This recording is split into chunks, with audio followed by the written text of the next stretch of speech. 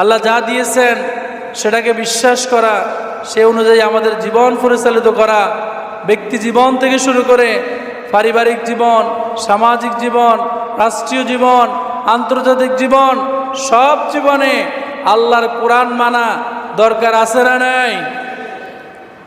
যদি কেউ এটা বলে কোরআন এক, চেয়ারম্যানই আরেক, ইসলাম এক জিনিস, চেয়ারম্যানই আরেক জিনিস, তার কি ঈমান থাকবে? গত 2 দিন আগে সোশ্যাল মিডিয়ায় একটি ভিডিও ভাইরাল হয়েছে। বাংলাদেশের একজন শিল্পী কবির বিন সামাদ, তিনি স্টেজে আলোচনা করতেছেন, ওয়াজ করতেছেন। ফাঁস থেকে এক নেতা, সে কবির বিন সামাদকে অকথ্য ভাষায় গালিগালাজ করেছে। সে বলছে নামাজ রোজা এক জিনিস, চেয়ারম্যানই করা আরেক জিনিস। সে ওখানে রানিং চেয়ারম্যান, নাকি আগে চেয়ারম্যান ছিল, ফাতি নেতা। সে বলছে নামাজ এক জিনিস, চেয়ারম্যানই কথা বলে না। আপনারা কি এটা মনে করেন? না, চেয়ারম্যানই করাটাও ইবাদত।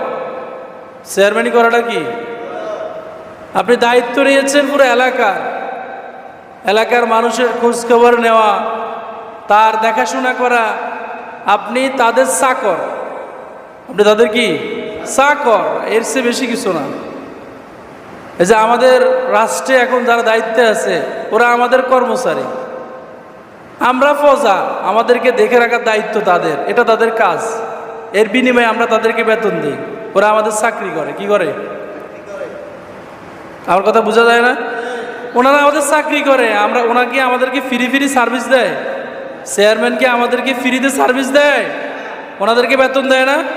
রাষ্ট্র ওনাদেরকে বেতন দেয়। এমপি যারা, ওদেরকে বেতন দেয় না? বেতন দেয়। কেন? ওদের কাজই হচ্ছে এটা, আমাদের কাছে কাছে যাওয়া, আমাদের কার কি অবস্থা এগুলো দেখা, আমাদের ভালো খারাপ সবগুলো দেখা তাদের দায়িত্ব। এখন যে মনে করে কোরআন এবং রাজনীতি আলাদা জিনিস, তার তো ঈমানও থাকবে না, সে কেমনে মুসলমান হবে?